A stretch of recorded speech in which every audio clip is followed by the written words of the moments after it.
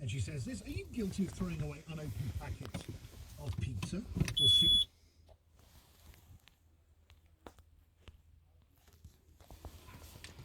In Europe, estimated at £470 per household per year, the equivalent of 8 meals per person per week.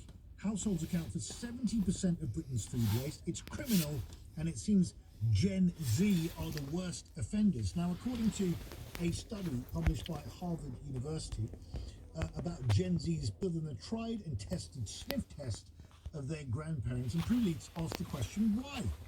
And she says this is just